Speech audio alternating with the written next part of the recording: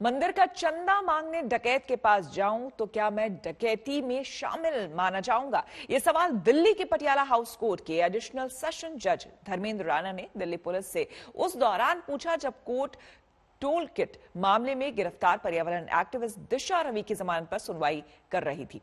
Court अपना फैसला 23 फरवरी को सुनाएगा।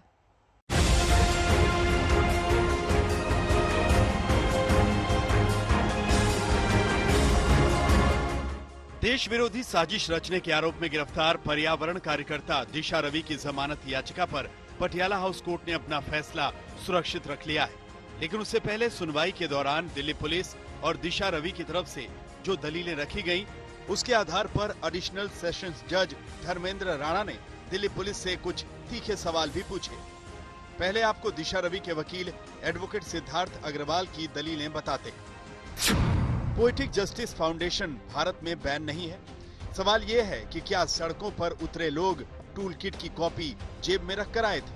हिंसा के लिए टूल किट जिम्मेदार है, इसका कोई सबूत नहीं है। टूल किट के जरिए सिर्फ लोगों को आगे आने, मार्च में हिस्सा लेने और वापस घर जाने के लिए कहा गया था।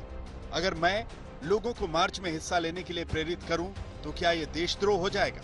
अगर मैं लोगों से कहूं कि आप किसी रैली में हिस्सा लीजिए, तो क्या ये मुझे आज देशद्रोही साबित कर देगा? टूल किट में लोगों को सरकारी दफ्तरों पर इकट्ठा होने के लिए कहा गया, क्या ये देशद्रोह है? इसके बाद कोर्ट में दिल्ली पुलिस के वकील एएसजी सूर्य प्रकाश वी राजू ने कोर्ट में दलीलें दी। उन्होंने कहा, टूल किट के पीछे साजिश साफ नजर आती है। आपको ऐसी साइटों पर ले जाया गया जो इंडियन आर्मी को बदनाम करती है। सरकारी वकील ने कहा कि केस ये नहीं कि दिशा रवि खालिस्तानी है, लेकिन उसके खालिस्तानियों से लिंक हैं। सरकारी वकील ने दलील दी कि दिशा रवि पोएटिक जस्टिस फाउंडेशन की कथित तौर पर सदस्य हैं। उन्होंने एक ग्रुप बनाया किसान आंदोलन को सपोर्ट करने के नाम पर। ऐसे में आरोपी के खिलाफ राजद्रोह का मामला बनता है। सरकारी वकील ने कहा कि दिशा रवि को पता था कि किस प्रकार लोगों को भ्रमित किया जा सकता है। हिंसा फैला रहे उपद्रवियों की जेब में टूल किट नहीं पाई गई, लेकिन वो उस टूल किट को पढ़कर आक्रोशित हुए थे। कई घंटों तक चली सुनवाई के दौरान सरकारी वकील और बचाव पक्ष के वकील के बीच लंबी बहसबाजी भी हुई। सरकारी वकील ने कहा कि दिशा रवि पुलिस से झूठ बोल रही है। अभी पुलिस को दूसरे आरोपियों के साथ दिशा का सामना करवाना है। फोन, लैपटॉप आदि से मिटाए गए मटेरियल को रिकवर करना है। दिशा रवि के वकील ने कहा, 5 दिन की कस्टडी में आप मुझे एक बार भी बेंगलुरु नहीं लेकर गए कि वहाँ कोई मोबाइल छिपा कर रखा गया है, लेकिन अदालत में आप ये कहते हैं कि दूसरे मोबाइल या लैपटॉप हो सकते हैं जिन्हें बरामद करना है।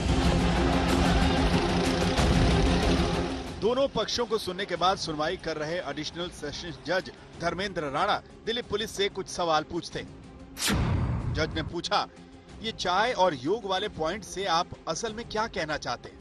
सरकारी वकील ने कहा, ये किट सिर्फ भारतीय योग और चाय को टारगेट नहीं करती, बल्कि भारत के सिंबल्स को भी टारगेट करती है। जज ने पूछा कि आखिर टूल किट है क्या? इसके जवाब में सरकारी वकील ने कहा कि टूल किट के जरिए इंडिया गेट पर झंडा फहराने वाले के लिए लाखों का इनाम रखा गया। सरकारी वकील ने कहा कि यह संगठन किसान आंदोलन की आड़ में अपना मकसद साधने में लगा था। कोर्ट ने सरकारी वकील से पूछा कि आपने दिशा के खिलाफ क्या क्या मटेरियल एकत्र किया है, जिस पर सरकारी वकील ने कहा कि दिशा रवि को लेकर दिल्ली पुलिस के पास पर्याप्त सामग्री है। दिशा रवि ने टूल किट में एडिट किया है। जज ने पूछा, ऐसे क्या सबूत हैं कि टूल किट का संबंध 26 जनवरी की हिंसा से है? सरकारी वकील ने कहा, अगर कोई खालिस्तानी समर्थक कहीं लिखकर हिंसा करने की प्लानिंग करता है और बाद में एकदम वैसा ही होता है तो शक तो होगा ही। फिलहाल इसकी जांच चल रही है। सरकारी वकील की दलीलों के बाद कोर्ट ने कहा कि तो बेसिकली ये टूल किट नहीं था, बल्कि एक मुखौटा था। जज ने कहा कि मान लीजिए मैं एक आंदोलन से जुड़ा हूँ और मैं कुछ लोगों से किसी इरादे के साथ मिलता हूँ, तो आप मेरे लिए एक ही इंटेंशन कैसे रख सकते हैं? जज ने आगे कहा कि अगर मैं मंदिर दान के लिए किसी डकैत से संपर्क करता हूं, तो आप कैसे कहते हैं कि मैं डकैती में भी साथ हूं? इसके बाद कोर्ट ने दिशा रवि की जमानत का फैसला सुरक्षित रख लिया। अदालत अपना फैसला 23 फरवरी को सुनाएगी। दिशा रवि की जमानत अर्जी पर पटियाला हाउस कोर्ट में करीब 3 घंटे तक बहस चली। बहस पूरी होने के बाद जज ने फैसले के लिए मंगलवार का दिन तय किया है। आधार ये था कि क्या टूल किट ही 26 जनवरी की हिंसा की वजह था, क्या टूल किट ही वो डॉक्यूमेंट था जिसके बाद हिंसा हुई। देखना यह होगा कि दोनों पक्षों में से कौन अपनी बात सही तरीके से कोर्ट में रख पाया। हिमांशु मिश्रा, दिल्ली, आज तक।